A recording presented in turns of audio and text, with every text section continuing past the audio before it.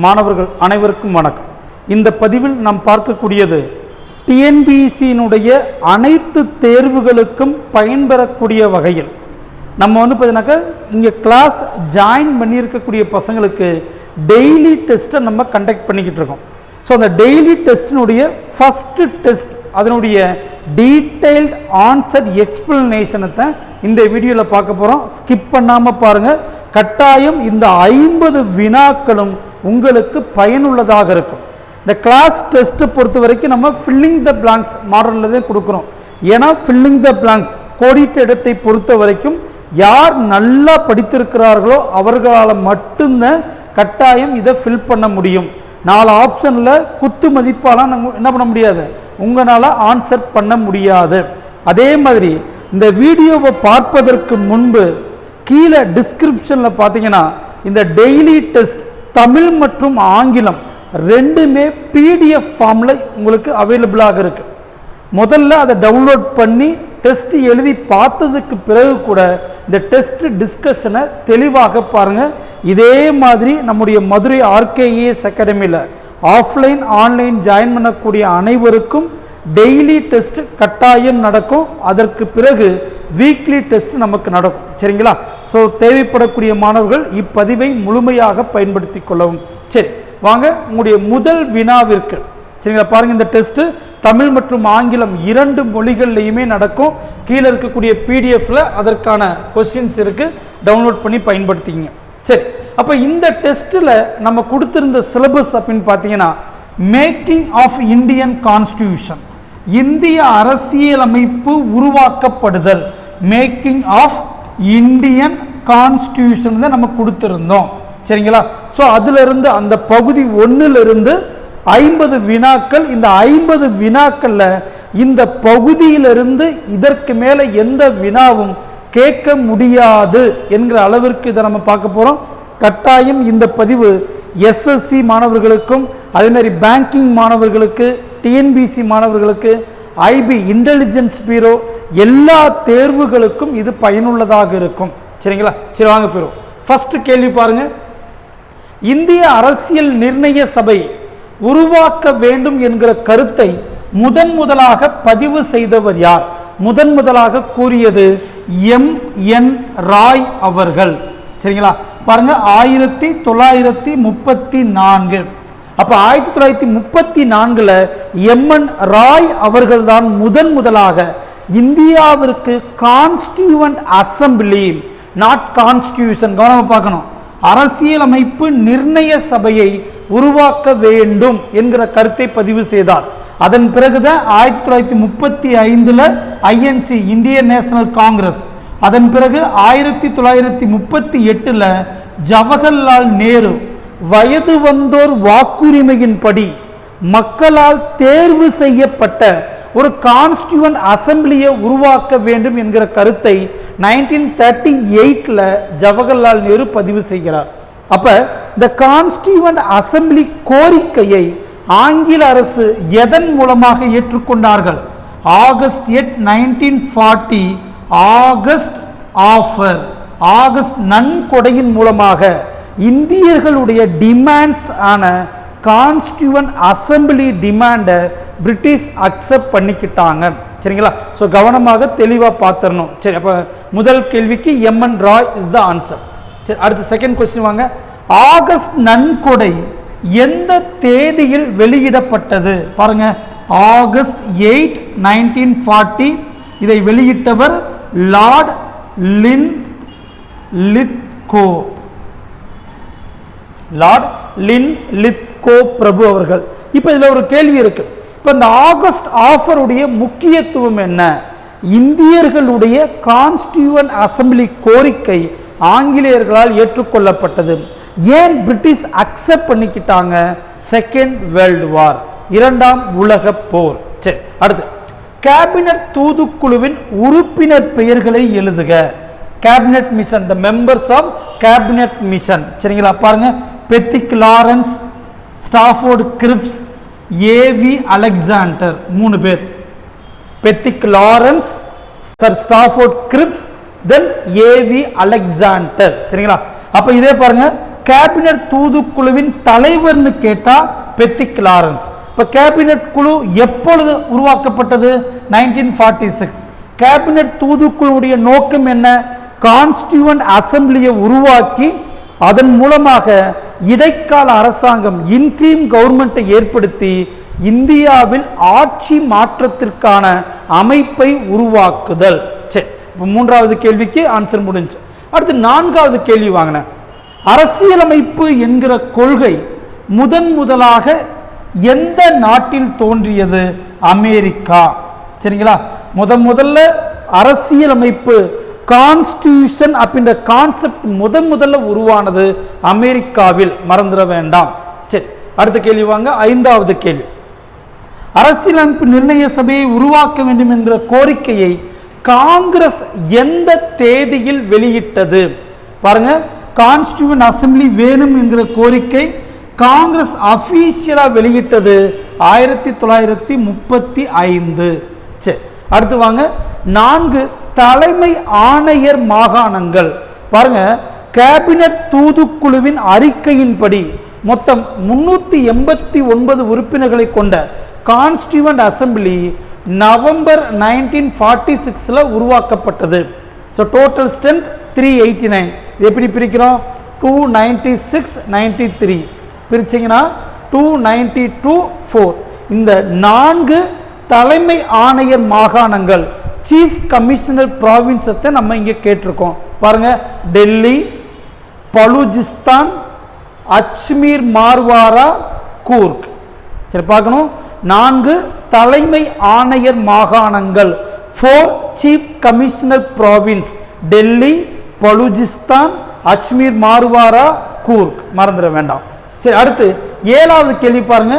அரசியலமைப்பு நிர்ணய சபைக்கான தேர்தல் எப்பொழுது நடைபெற்றது? July to August 1946. சரிங்களா?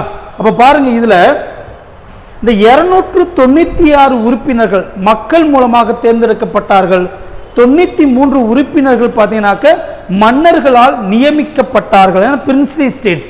அப்போ இந்த 296 மெம்பர்ஸை தேர்வு செய்வதற்கு ஜூலை டு ஆகஸ்ட் 1946 தேர்தல் நடைபெற்றது. இந்த தேர்தலில் காங்கிரஸ் அதிக இடங்களை கைப்பற்றி ஆட்சி அமைத்தார்கள். தெரியும், நோட்ஸை தெளிவாக படிக்கணும். இப்போ வேணா இதில் இன்னொரு கேள்வி இருக்கு பாருங்க. இந்த அரசியல் நிர்ணய சபைக்கு நடத்தப்பட்ட தேர்தலில் பங்கு பெறாத 2 தலைவர்கள் Gandhi and Jinnah. July to August 1946 தேர்தல் நடைபெற்றது. இந்த தேர்தலில் பங்கு பெறாத 2 தலைவர்கள் காந்தியும் ஜின்னாவும். சரி, அடுத்து பாருங்க. 8வது கேள்வி. அரசியலமைப்பு நிர்ணய சபை எப்பொழுது உருவாக்கப்பட்டது? பாருங்க, நவம்பர் 1946. பாருங்க, கேபினட் தூதுக்குழுவின் அறிக்கையின்படி நவம்பர் 1946 அரசியலமைப்பு நிர்ணய சபை உருவாக்கப்பட்டது. சரி, 9வது கேள்வி வாங்க. 9வது கேள்வி. அரசியலமைப்பு நிர்ணய சபை எந்த திட்டத்தின்படி உருவாக்கப்பட்டது? Cabinet mission. மறந்துட வேண்டாம், கேபினட் தூதுக்குழுவின் பரிந்துரையின்படி உருவாக்கப்பட்டது. அடுத்து 10வது கேள்வி வாங்க. அரசியலமைப்பு நிர்ணய சபைக்கு தேர்ந்தெடுக்கப்பட்ட லீகல் அட்வைசர், சட்ட ஆலோசகர் யாரு? BN ராவ் அவர்கள். சரிங்களா? பார்க்கணும், மறந்துடக்கூடாது. அரசியலமைப்பு நிர்ணய சபையின் தற்காலிக தலைவர் சச்சிதானந்த சின்ஹா. சச்சிதானந்த சின்ஹா பெயரை முன்மொழிந்தவர் JP கிருபாலனி. நிரந்தர தலைவர் ராஜேந்திர பிரசாத். துணைத் தலைவர்கள் VT கிருஷ்ணமாச்சாரி, HC முகர்ஜி. நிர்ணய சபையின் சின்னம் யானை. இதெல்லாம் டீட்டெயில்டாக நம்ம மெட்டீரியலில் கொடுத்துருப்போம். சரிங்களா? லட்சுமிகாந்த் புக்லையும் தெளிவாக இருக்கிறது. ஸ்கூல் புக்கில் இந்த தகவல்கள் கிடையாது. அதனால் தயவு செஞ்சு தெளிவாக படிச்சிருங்க. சமீபத்திய கேள்விகள் ஸ்கூல் புக்கில் இருந்து கேட்கப்படலை, நிறைய வெளியே போயிட்டாங்க. இனிமேலும் நம்ம தேவையில்லாமல் புலம்புவதில் அர்த்தம் கிடையாது. சரி, அடுத்து 11வது கேள்வி வாங்க. தற்போதைய அரசியலமைப்பின் முக உரையாக உள்ளது எது? அப்ஜெக்டிவ் ரெசல்யூஷன், அதாவது குறிக்கோள் தீர்மானம். அப்ப இந்த குறிக்கோள் தீர்மானத்தை யாரு எப்ப கொண்டு வந்தா? டிசம்பர் 13, 1946 ஜவஹர்லால் நேரு அவர்கள் கொண்டு வந்தார்கள். இது எப்பொழுது ஏற்றுக்கொள்ளப்பட்டது? ஜனவரி 22, 1947. சரிங்களா, கவனமாக நோட் பண்ணிக்கணும். அடுத்து 12வது கேள்வி வாங்கினேன். ஜவஹர்லால் நேரு அரசியல் நிர்ணயிக்க கான்ஸ்டியூவன்ட் அசம்பிளியில் நோக்கம் தீர்மானம் அல்லது குறிக்கோள் தீர்மானத்தை எப்பொழுது கொண்டு வந்தார்? டிசம்பர் 13, 1946. சரி, அடுத்து வாங்க. இந்திய அரசியலமைப்பின் அடிப்படை கட்டமைப்பு தத்துவங்களை கொண்டிருப்பது எது? முகவுரை, பீரியாம்பிள். இந்த முகவுரை ஆப்ஷன்ல இல்லைனா, பீரியாம்பிள் ஆப்ஷன்ல இல்லைனா அப்ஜெக்டிவ் ரெசல்யூஷன், ஜவஹர்லால் நேருவுடைய குறிக்கோள் தீர்மானம், மறந்துட வேண்டாம். சரி, அடுத்து வாங்க. 14வது கேள்வி. ஒன்றிய அரசியலமைப்பு குழுவின் தலைவர். பாருங்க, இந்தியாவை கட்டமைப்பதற்காக கான்ஸ்டியூவன்ட் அசம்பிளி 8 மேஜர் கமிட்டி, 8 முதன்மை குழுக்களையும் பல்வேறு சிறிய குழுக்களையும் உருவாக்கியது. முதன்மை குழுவிலிருந்து பாருங்க, ஒன்றிய அரசியலமைப்பு குழுவின் தலைவர் ஜவஹர்லால் நேரு, மறந்துடக்கூடாது. ஜவஹர்லால் நேரு தான். பாருங்க, இதே ப்ராவின்ஸ் அப்படின்னு கேட்டா சர்தார் வல்லபாய் படேல். சரி, அடுத்து வாங்கலாம். 15வது கேள்வி. அரசியலமைப்பில் மேற்கொள்ள வேண்டிய திருத்தங்களை பதிவு செய்வதற்கு இந்திய மக்களுக்கு வழங்கப்பட்ட கால அவகாசம். சரிங்களா, பாருங்க, அம்பேத்கர் தலைமையில் வரைவு குழு உருவாக்கப்பட்டதற்கு பிறகு, அரசியலமைப்பை முழுமையாக எழுதிய பிறகு மக்கள் தங்கள் கருத்துக்களை பதிவு செய்வதற்கு 8 மாதங்கள் மக்களுக்காக கால அவகாசம் வழங்கப்பட்டிருந்தது. சரி, அடுத்து 16வது கேள்வி பாருங்க. அரசியலமைப்பு நிர்ணய சபையில் அரசியலமைப்பில் எத்தனை திருத்தங்கள் மேற்கொள்ளப்பட்டன? 2473 திருத்தங்கள். சரிங்களா, அப்ப பாருங்க, ஏறக்குறைய 7500க்கும் மேற்பட்ட திருத்தங்கள் சொல்லப்பட்டு, திருத்தங்களும் விவாதிக்கப்பட்டு இறுதியாக 2473 திருத்தங்கள் மேற்கொள்ளப்பட்டு இறுதியாக நவம்பர் 26, 1949 இந்திய அரசியலமைப்பு ஏற்றுக்கொள்ளப்பட்டது. அப்போ மொத்தம் திருத்தங்களுடைய எண்ணிக்கை நோட் பண்ணிடணும். அடுத்து 17வது கேள்விப்பாங்க. அரசியலமைப்பு நிர்ணய சபையில் கான்ஸ்டியூவன்ட் அசம்பிளியில் பிரின்ஸ்லி ஸ்டேட்ஸ் மன்னராட்சி பகுதிகளுக்கு ஒதுக்கப்பட்ட இடங்கள் 93. சொல்லிட்டேன், டோட்டல் 389. இதில் 292, 493. 292 வந்து பார்த்தீங்கன்னாக்க ப்ராவின்ஸ் ஸ்டேட்ஸுக்கு, 4 chief commissioner province, 93 princely states மன்னராட்சி பகுதிகள். சரி, அடுத்து 18வது கேள்வி வாங்க. அரசியலமைப்பு நிர்ணய சபை தேர்தலில் கலந்து கொள்ளாத தலைவர்கள் யாரார்? ஏற்கனவே பேசிட்டோம். காந்தியும் ஜின்னாவும் கான்ஸ்டியூவன்ட் அசம்பிளிக்கான தேர்தலில் பங்கு பெறவில்லை. ஏற்கனவே டிஎன்பிசியில் இந்த கேள்வி கேட்டிருக்காங்க. அடுத்து 19வது கேள்வி வாங்க. அரசியலமைப்பு நிர்ணய சபையில் இடம்பெற்ற 15 பெண் உறுப்பினர்கள், கவனம் பார்க்கணும், இடம்பெற்ற பெண் உறுப்பினர்களின் எண்ணிக்கை 15. நம்ம புக்கில் பார்த்தீங்க அப்படின்னாக்கா அந்த 15 பெண்கள் எந்தெந்த மாகாணங்கள்லேருந்து எலெக்ட் ஆனாங்க அப்படின்னு லிஸ்ட் கொடுத்துருப்போம். கட்டாயம் படிச்சுக்குங்க. ஏன்னா அதெல்லாம் இன்னும் மேட்ச் த ஃபாலோயிங் நமக்கு கேட்கப்படல டிஎன்பிசி தேர்வில். அடுத்து வரக்கூடிய தேர்வில் நம்ம எதிர்பார்க்கலாம். சரி, அடுத்து ஜவஹர்லால் நேரு தலைமையில் இடைக்கால அரசு எப்பொழுது உருவாக்கப்பட்டது? செப்டம்பர் 2, 1946. ஏன்னா கான்ஸ்டியூவன்ட் அசம்பிளிக்கு நடைபெற்ற தேர்தலில் காங்கிரஸ் 208 இடங்களிலும், முஸ்லீம் லீக் 73 இடங்களிலும், அதர்ஸ் மற்றவர்கள் 15 இடங்களிலும் வெற்றி பெற்றார்கள். ஸோ அதிக இடங்களை கைப்பற்றிய காங்கிரஸை ஆட்சி அமைக்கும்படி வேவல் பிரபு, அப்போதைய வைஸ்ராய் லார்ட் வேவல் இன்வைட் பண்ணாரு. வேவல் பிரபுடைய அழைப்பை ஏற்று செப்டம்பர் 2, 1946 ஜவஹர்லால் நேரு ஆட்சி அமைத்திருப்பார். சரி, அடுத்து 21வது கேள்விப்பாங்க. டாக்டர் சச்சிதானந்த சின்ஹா பெயரை தற்காலிக தலைவராக முன்மொழிந்தவர் ஜேபி கிரிபாலனி. சரிங்களா, டாக்டர் சச்சிதானந்த பெயரை தற்காலிக தலைவராக முன்மொழிந்தவர் ஜேபி கிரிபாலனி, மறந்துட வேண்டாம். சரி, அடுத்து 22வது கேள்வி. கான்ஸ்டியூவன்ட் அசம்பிளிய முதல் கூட்டம் எப்பொழுது கூடப்பட்டது? டிசம்பர் 9, 1946. முதல் கூட்டத்தில் 211 உறுப்பினர்கள் கலந்து கொண்டார்கள். காலை 11 மணிக்கு கூடியது. டாக்டர் சச்சிதானந்த சின்ஹா தற்காலிக தலைவராக தேர்ந்தெடுக்கப்பட்டார். சரி, அடுத்து வாங்க 23வது கேள்வி. அரசியலமைப்பு நிர்ணய சபையின் துணைத் தலைவர்கள் vice president of constituent assembly V T. Krishnamachari and H.C. Mukherjee. 2 பேர் இருக்காங்க. வி.டி.க்கு துணைத் தலைவர்கள் வி.டி. கிருஷ்ணமாச்சாரி, H.C. முகர்ஜி. சரி, அடுத்து வாங்க 24வது கேள்வி. அரசியலமைப்பு நிர்ணய சபையில் செயலாளராக, சரிங்களா, secretary of constituent assembly H.V.R. Iyengar. சரிங்களா, மறந்துடக்கூடாது. செக்ரட்டரி, லீகல் அட்வைசர் தான் B.N. ராவ். சரிங்களா, இவர் செக்ரட்டரி H.V. ஐயங்கார். யாருக்கு என்னென்ன பொறுப்பு கொடுத்தாங்கன்றது மெட்டீரியல் தெளிவாக கொடுத்துருக்கோம், மாணவர்கள் படித்து கொள்ள வேண்டும். சரி, அடுத்து கான்ஸ்டியூவன்ட் அசம்பிளினால குறிக்கோள் தீர்மானம், நோக்கம் தீர்மானம் அல்லது குறிக்கோள் தீர்மானம், அதாவது அப்ஜெக்டிவ் ரெசல்யூஷன் எப்பொழுது ஏற்றுக்கொள்ளப்பட்டது? ஜனவரி 22, 1947. சரிங்களா, இந்த தேதி எல்லாமே கட்டாயம் தெளிவாக படிச்சணும்.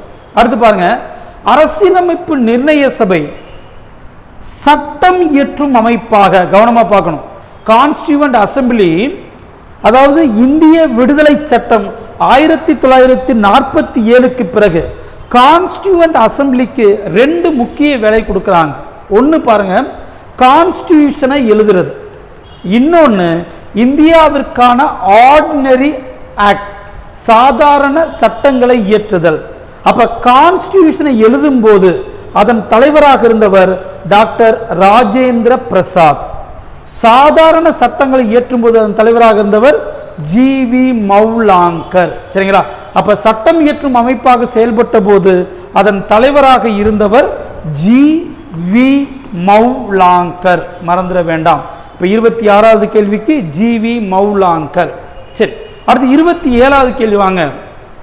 இந்திய விடுதலை சட்டம், அதாவது இந்தியன் இண்டிபெண்டன்ஸ் ஆக்ட் 1947 நடைமுறைக்கு வந்த பிறகு கான்ஸ்டியூவன்ட் அசம்பிளியின் உறுப்பினர்களின் எண்ணிக்கை 299, அதாவது 389 இருந்து 299 குறைந்திருக்கும். சரி, அடுத்து 28வது கேள்வி. இந்தியாவிற்கான தேசிய கொடி எப்பொழுது ஏற்றுக்கொள்ளப்பட்டது? பாருங்க, ஜூலை 22, 1947 நேஷனல் பிளாக். இப்ப அடுத்து இந்த தேசிய கொடியை வடிவமைத்தவர் பிங்காளி வெங்கையா. மறந்துட வேண்டாம். சரி, அடுத்து 29வது கேள்விப்பாங்க. அடிப்படை உரிமைகளுக்கான துணைக்குழுவின் தலைவர் ஜே.பி. கிரிபாலனி. கொஞ்சம் தெளிவாக படிங்க, கொஞ்சம் கன்ஃபியூஸ் ஆயிடக்கூடாது. எந்த கமிட்டிக்கு என்ன தலைவன்றது ரொம்ப ரொம்ப முக்கியம். அடுத்து பாருங்க 30வது கேள்வி. நிர்ணய சபையை வழி நடத்தும் குழு, ஸ்டியரிங் கமிட்டி, அதனுடைய தலைவர் பாருங்க ராஜேந்திர பிரசாத். சரி, அடுத்து 31. டி.பி. கைதான் மறைந்ததால் வரைவு குழுவின் தலைவராக நியமிக்கப்பட்டவர். சரிங்களா, டி.பி. கைதான் மறைந்ததால் பாருங்க யார் வருவா? டி.டி. கிருஷ்ணமாச்சாரி.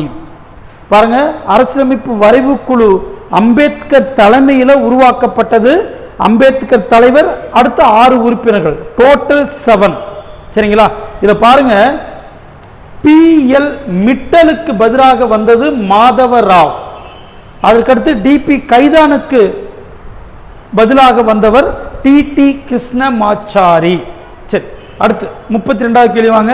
அம்பேத்கர் அரசியலமைப்பின் இறுதி வடிவத்தை, ஃபைனல் டிராப்டை கான்ஸ்டியூவன்ட் அசம்பிளியில் எப்பொழுது சமர்ப்பித்தார்?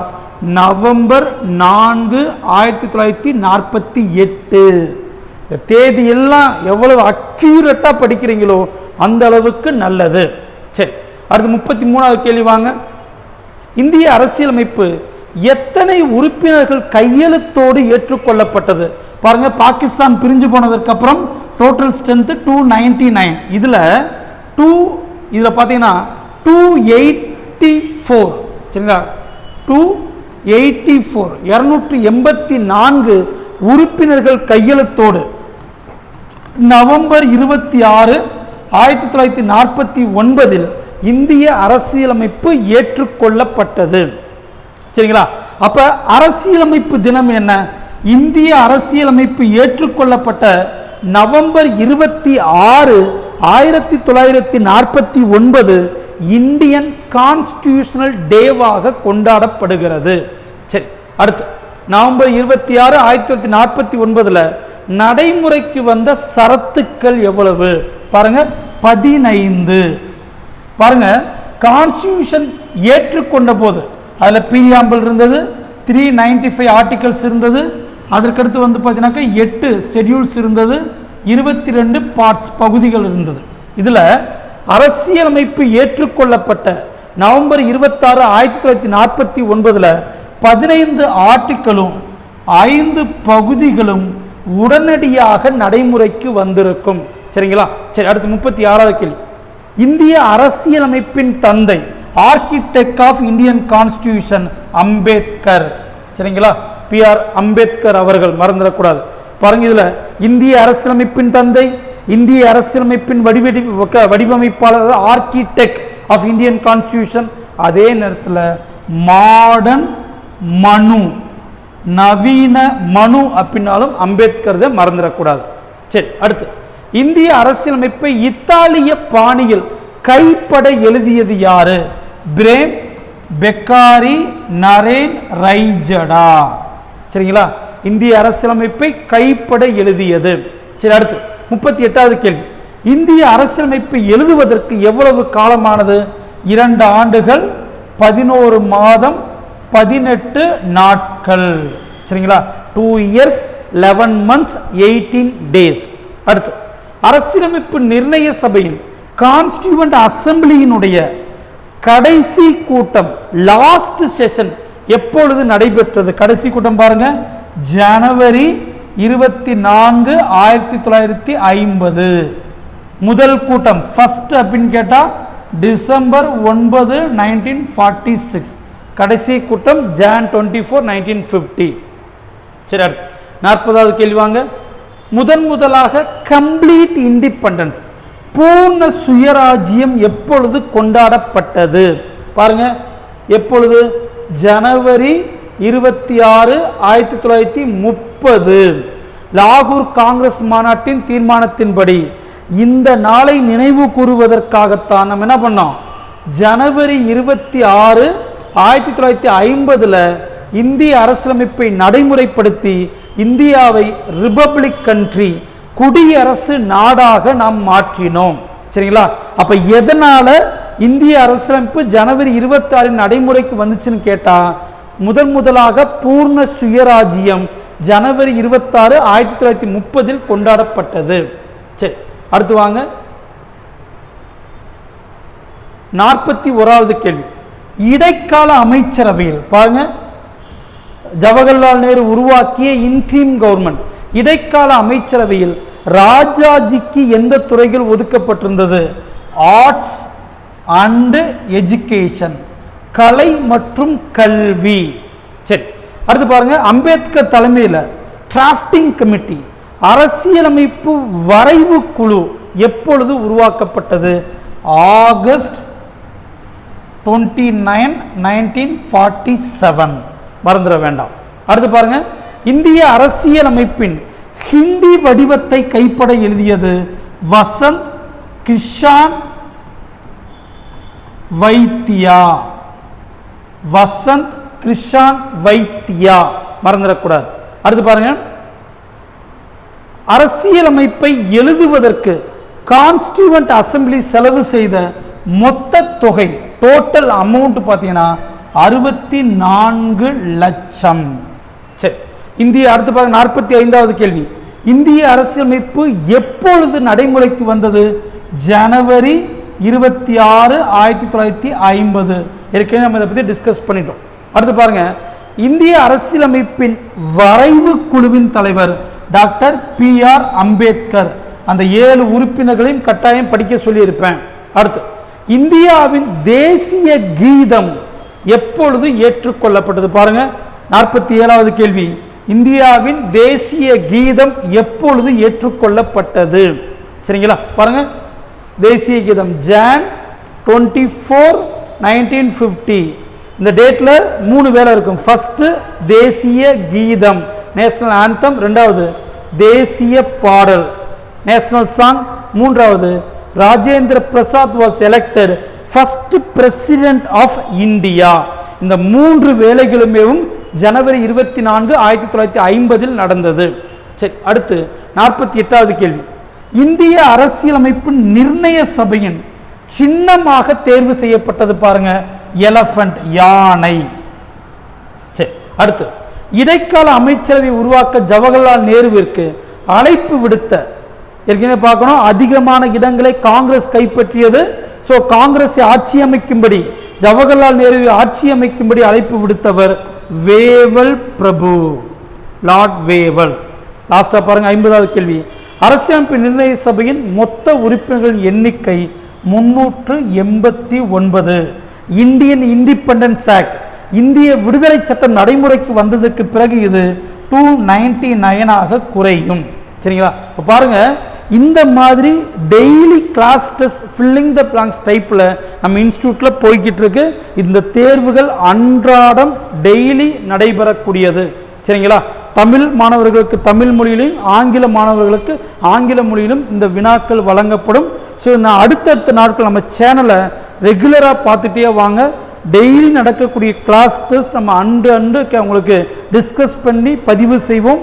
மேற்கொண்டு ஏதேனும் சந்தேகம் இருந்தால் நான் எப்பயும் சொல்கிற மாதிரி கீழே இருக்கக்கூடிய எண்ணிற்கு எங்களை தொடர்பு கொள்ளுங்கள். ஏற்கனவே நம்ம யூடியூப் சேனலில் ஜென்ரல் தமிழுக்கான இலவச டெஸ்ட் சீரீஸ் போய்கிட்டு இருக்கு.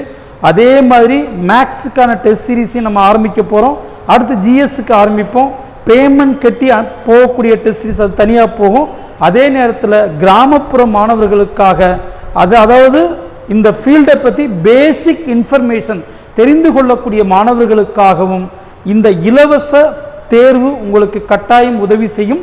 தேவைப்படக்கூடிய மாணவர்கள் இதில் கலந்து கொண்டு பயன்பெறுமாறு கேட்டுக்கொள்கிறேன். நன்றி, வணக்கம்ப்பா. அடுத்த பதிவில் சந்திக்கலாம்.